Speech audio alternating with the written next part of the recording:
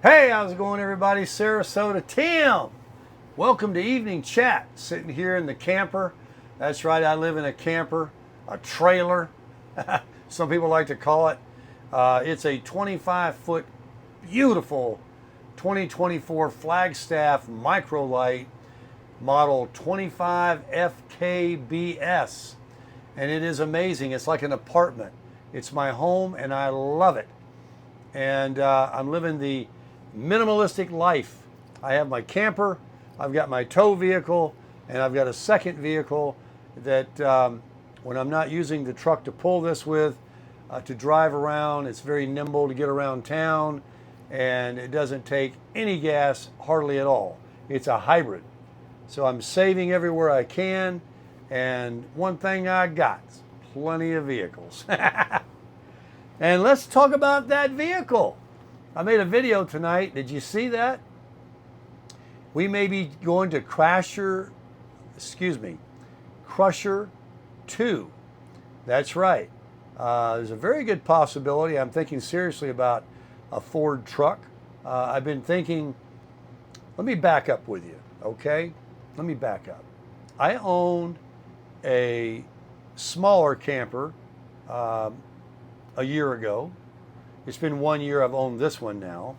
And just prior, last October, I lived for 2 years in a 16-foot Wolf Pup camper, also made by Forest River, who makes this camper. And it was amazing. I was even a lower minimalist them days. And I had a Toyota 4Runner. And while it moved it from the people I bought it from pre-owned in North Carolina to Florida, where I parked it and lived in it and did not travel with it at all, I knew, even though it was a 3,500 pound trailer and the 4Runner that could tow only 5,000 pounds, and you should only tow about 80% of what your vehicle says it can tow. So I was pretty much maxed out. And, you know, I was going downhill to Florida, so I had no problem. Once I got in Florida, of course, it was flat. But I knew it was back there. And that Toyota 4Runner had a very short wheelbase. It's very narrow. And that vehicle is really a daily driver and an off-road type of vehicle. It's extremely formidable. If you don't believe me, check out my most viral video. One of my most viral videos is 21 Toyota 4Runner, or just 4Runner conquers Hell's Revenge.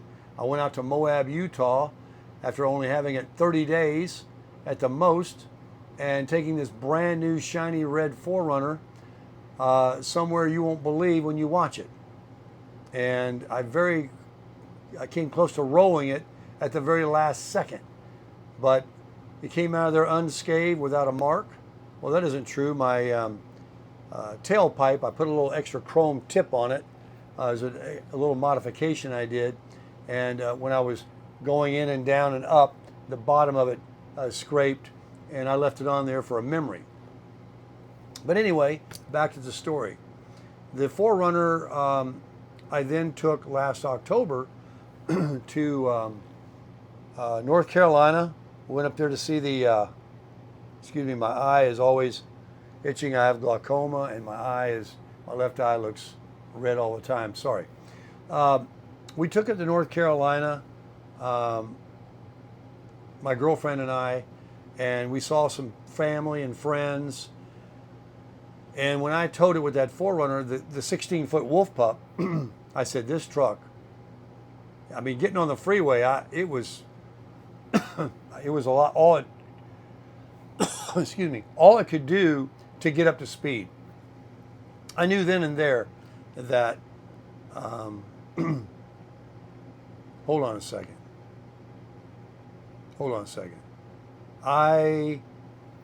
That's right. Back up.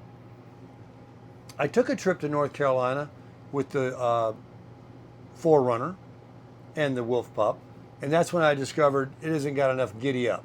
It is not even big enough for a 3,500 pound trailer, camper.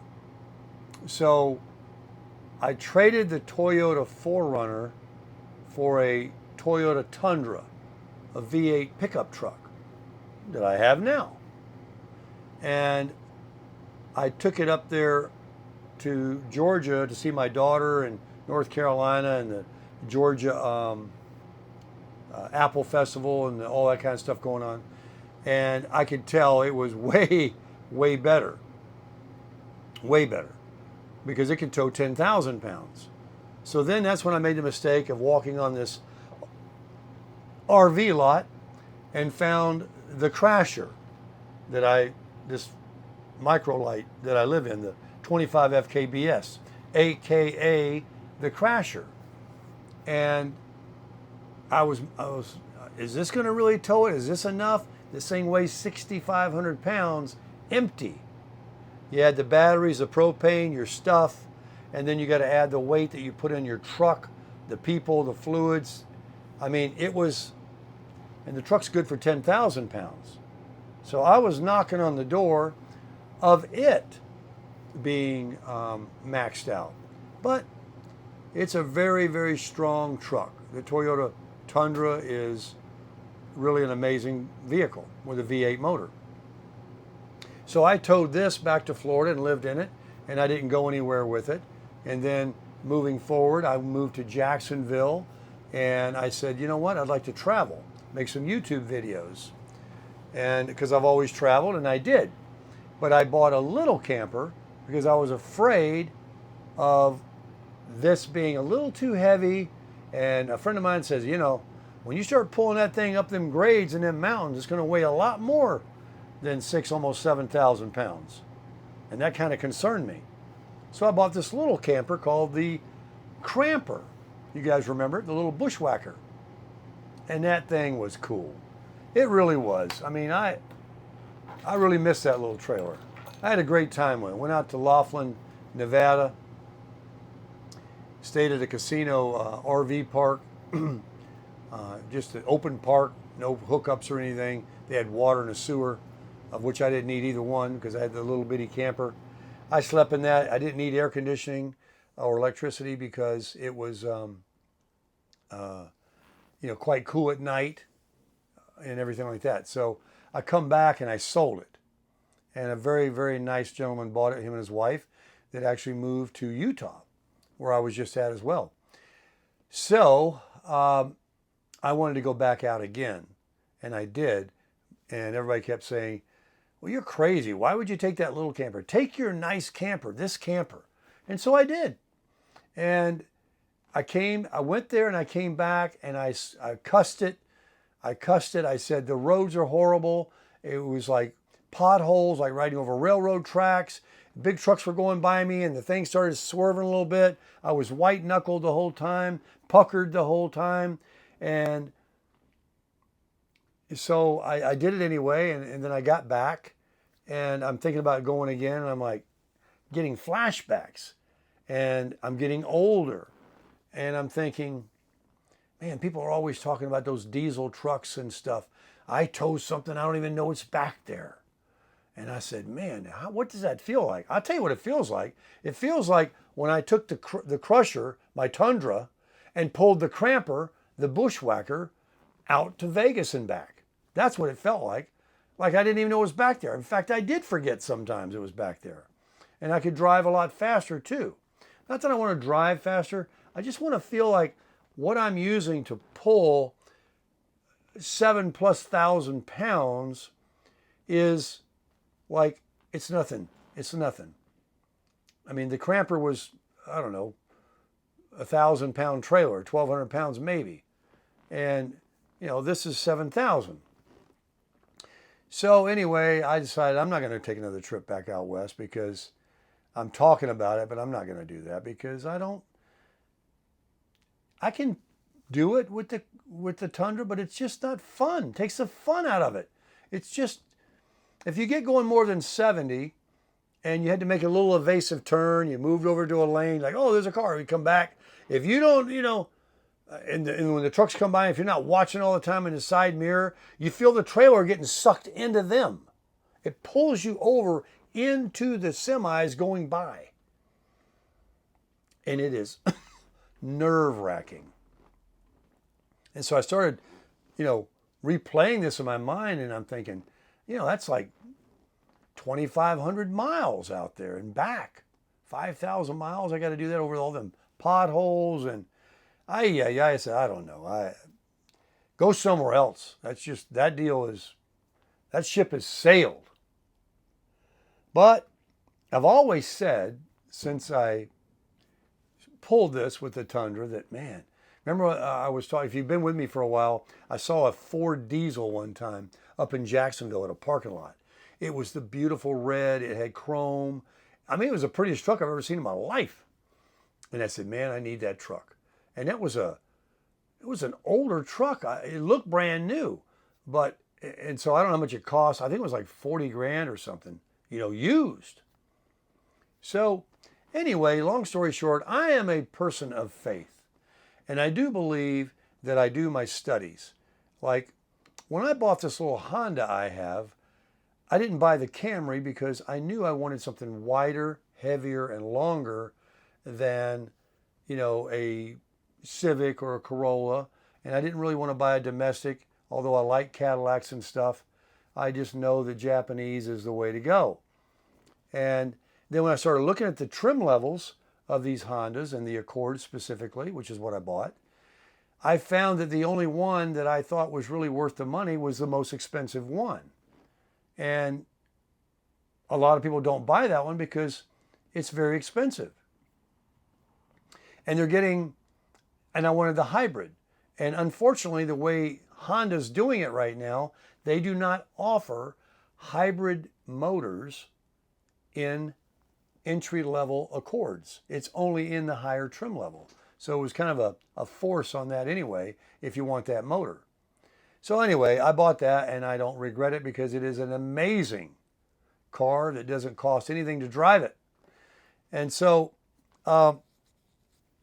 then I kept thinking about the truck. We talked about it on a video here recently about sell the truck and buy a Class C and tow the Honda. Well, I found out in a hurry you can't tow the Honda. When motorhomes and stuff tow cars, they have to be a certain kind that you can tow in neutral. And the Honda isn't one of them. Not that model. So maybe because it's a hybrid, it's got an electric motor in it. I don't know. So forget that. And I also don't really like a Class C. And I've got all kinds of reasons I can go into. It's just going to make the video longer. I'm not going to do that. And I've never been in an RV. Of all the RVs I've seen, and I've seen a bunch. I've been to a lot of RV shows. Never have I seen one that said, buy it, than this one. This is an RV, if you're looking for a camper, something you can pull that you don't want to drive, this would be a one you would buy. Absolutely be the one you buy. If I were to sell this and the price that I'd be willing to sell it for, because I've lived in it and I've gotten a lot of money back by saving on rent, and I could make a good deal to somebody, and what it has, and I keep it like new, first person that looks at it would buy it. First person that looks at this camper would buy it. Because when I looked at them on the lot, I didn't even come back to Florida. I stayed in Georgia until the dealership opened, which was 2 more days. It was a Sunday, and then I said, all right, I'll come back tomorrow. And I found out they close on Mondays, Sundays and Mondays. So I had to wait till Tuesday. And then the rest is history. I happened to have my Wolf Pup with me. I traded it in. He gave me a good price. It was a dealer that doesn't do any extra flim-flam. They don't have all these extra fees, dealer fees. It was just tax. So I was very happy. They were Christian people. And I made a deal. But ever since then, I just took it back to Florida to live in it. I didn't tow it much. I didn't tow it at all. Where I was living in Boynton Beach, Florida, you couldn't just hook it up and pull out of there. It took 2 spotters and 3 gates and all this other stuff to get it out of there. It was really jammed in. And, it was my home. But I always thought, man, I sure would like to travel with it. And I got this V8 truck now, which was towing the Wolf Pup like nothing. But this, I know it's back there. Now I was back to the same scenario as the Forerunner I had, pulling the 16-foot Wolf Pup. And I'm thinking, oh, I'm right back to where I started.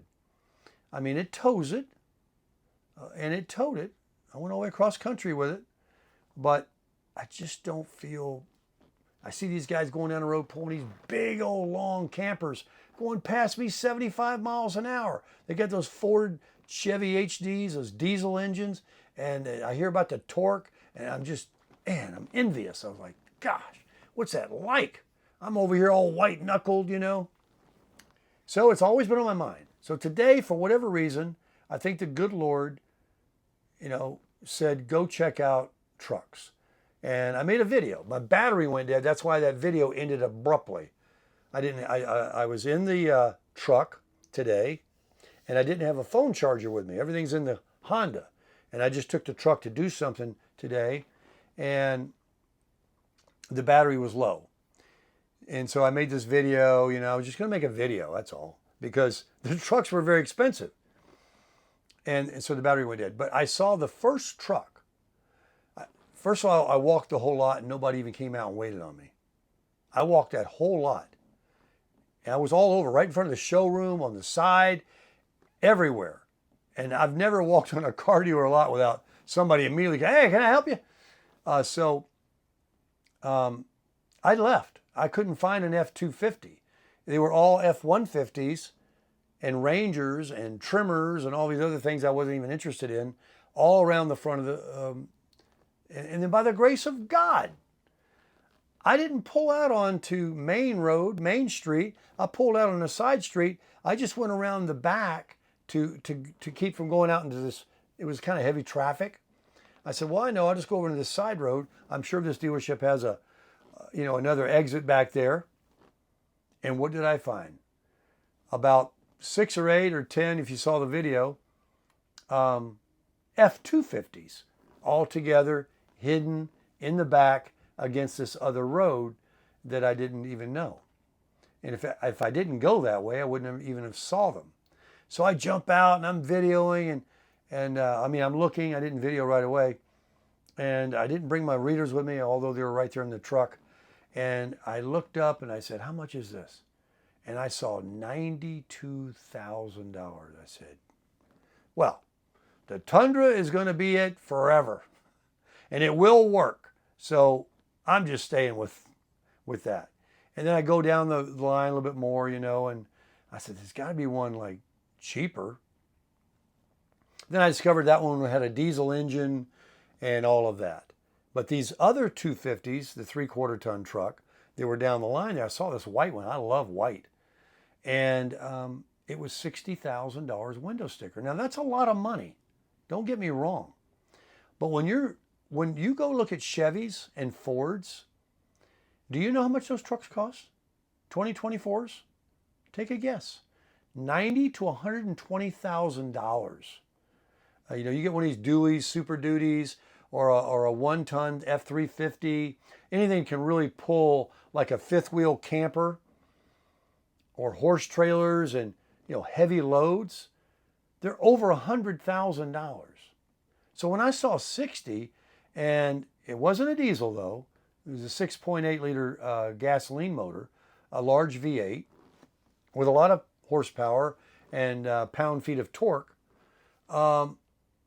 I was interested. And it had an appearance package on it that because it's kind of a work truck. It's a strippy, kind of an entry-level cloth seats. You look in the window of those $100,000 trucks, they look like a Cadillac. I mean, they got this saddle brown leather seats with stitching and a console with a big shifter and a chrome knob, big giant screen with the maps and all that, and chrome everywhere and padding and you know, every light is gadget. I mean, it looks like a luxury vehicle on the inside of these heavy-duty trucks.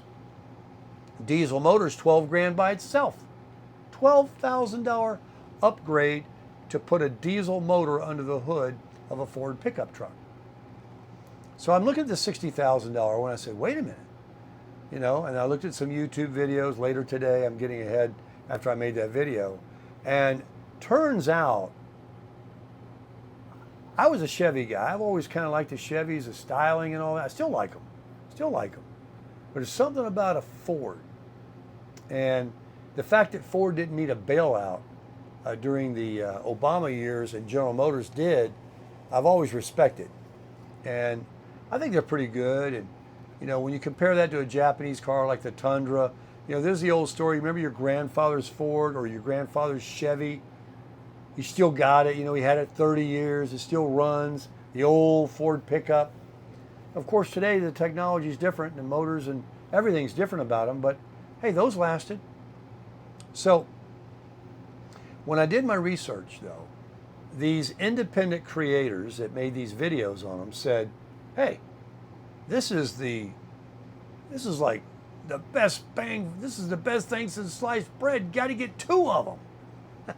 I mean, really, 60 grand for what you're getting is, now this one does have what they call an appearance package called a XLF, XSF, XS something, I don't know. It's an XL, which is the entry level with a, got it right here, with a XL, hang on, it's right here, I got it.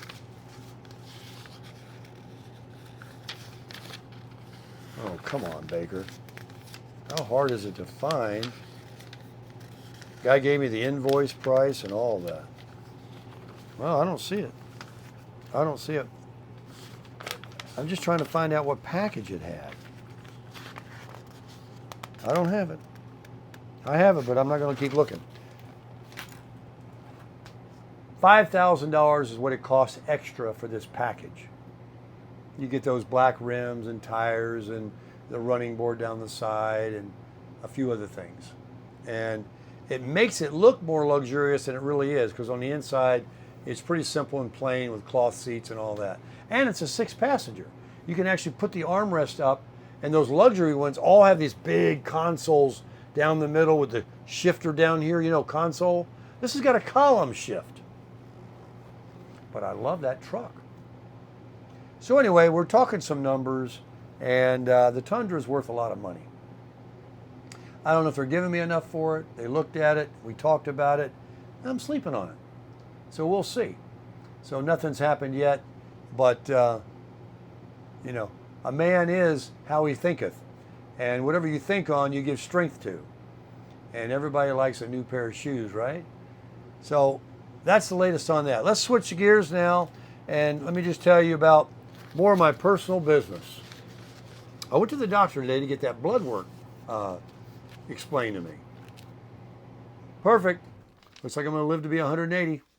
The 73 years old doesn't apply to me. No, just kidding. 73 is a long ways away yet. But currently, the only thing that was bad is you have a cholesterol number, then you have a good cholesterol and a bad cholesterol, 2 separate things. LCD, LDS, something like that. I don't know what it is. Anyway, the bad cholesterol was bad, like twice as bad as normal, like what would be good. And so I was told explicitly, do not eat another one of those pork rinds. I mean, that's just fried fat that you're eating. And I know a lot of people on the carnivore diet talk about eat fat, you need fat. You need fat. Well, cholesterol, baby.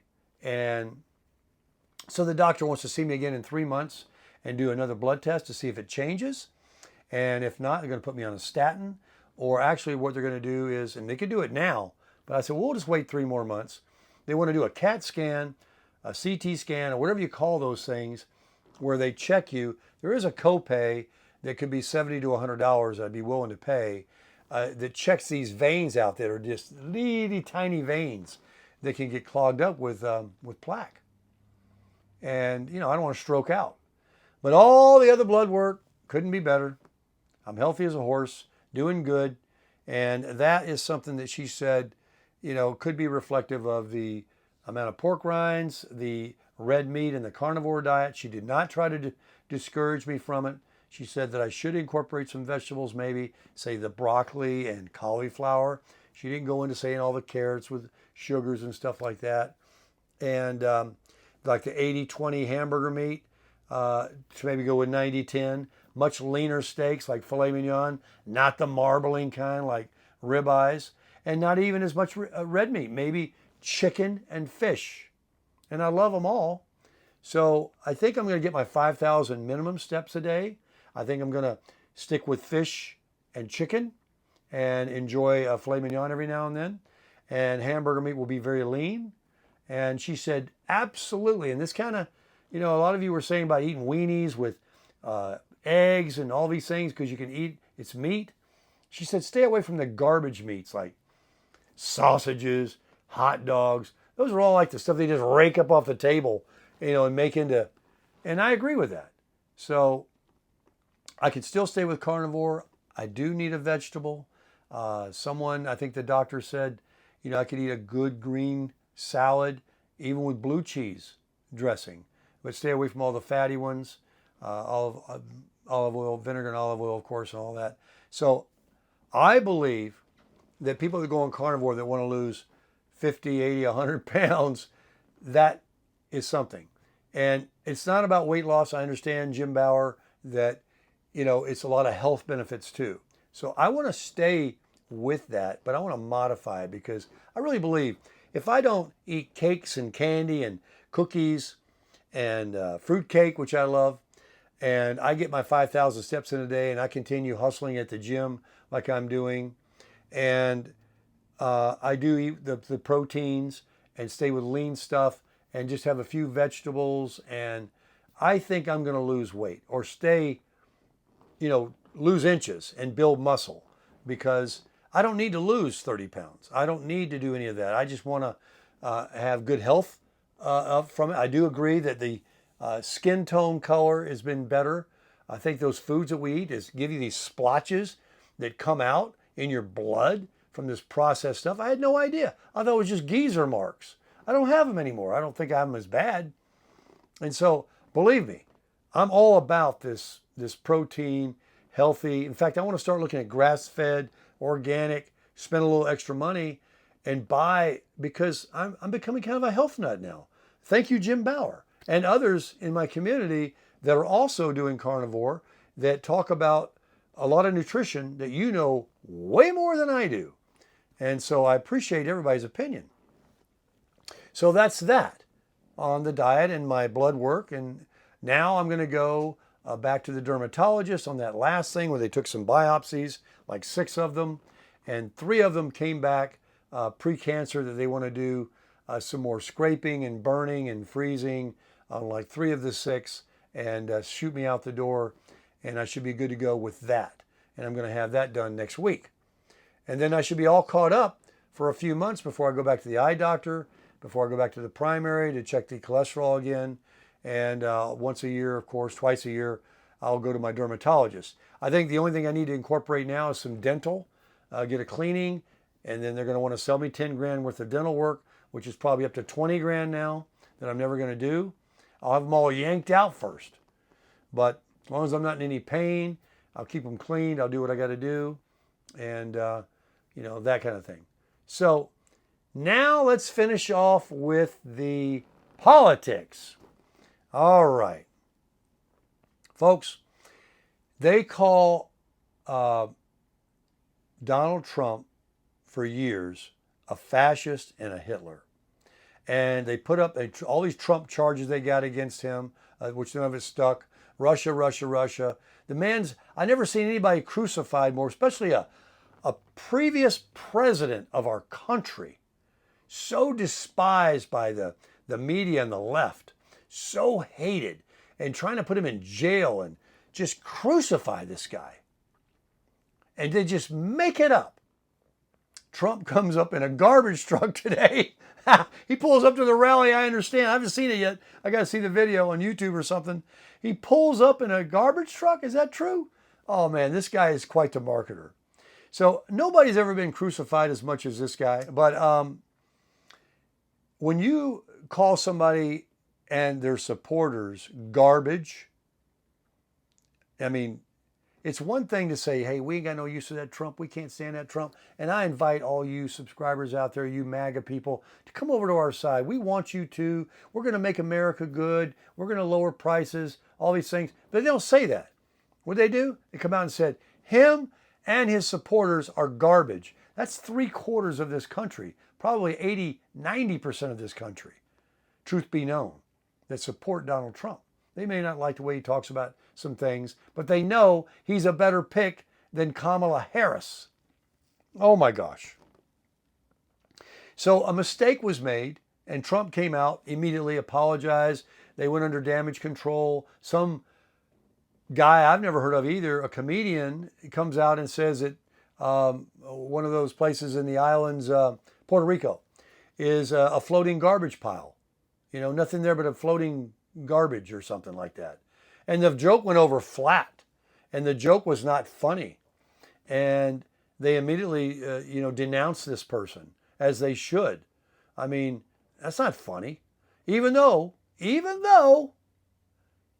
it was supposed to be delivered as a joke, and not a very good one, and not in the right setting. It's not a roast, where they do go very, kind of phony, hateful, but in jest. This was not the time to say that. And Trump didn't even know who he was. But anyway, that was supposed to be a joke. So that's one thing. And the left went crazy on it, right? That Trump and his subscribers are calling Puerto Rico garbage or, trash. But then when you come out directly, a sitting president, a current sitting president, and tells the people of his country that they and Trump and all his supporters are garbage, this guy's truly gone. He is truly gone. He could not be of full faculties, because who would say something so dumb? And of course, the Kamala campaign, they're like, oh my gosh. And then I saw a highlight reel today of her hate speech last night. Her closing arguments, are calling them, these rallies, closing. What is this, a court case? Closing argument. And they kept putting these clips together. Kamala just kept repeating, Donald Trump, Donald Trump, Donald Trump. It's all she said all night, Donald Trump. Where is all the, here's what I'm going to do, my closing argument, and give her best close, her best sales pitch, to give people cause to pause and to think about voting for her. This is the most least challenged, craziest political year in an election year I've ever seen in my life. How is this thing close? How is this thing close? Can't be close. Can't be. But anyway, folks, that's evening chat. Maybe tomorrow there's going to be some excitement. Maybe not. Don't hate on me if I don't. I still got a truck. Maybe I won't go across country. Maybe I will. Maybe I'll be cooking some steaks in a Walmart parking lot. Maybe we'll just be meeting people and having a great time and living our life, because I want to live my life. I want to live. I don't want to sit here and waste another day, a week, a month. I want to keep up my workouts. I want to keep living a healthy life. I want to keep giving thanks to the Lord. I want to keep being kind and generous and spreading the wealth around to everybody I meet. But I want to live. And mostly what I want to do is crush it.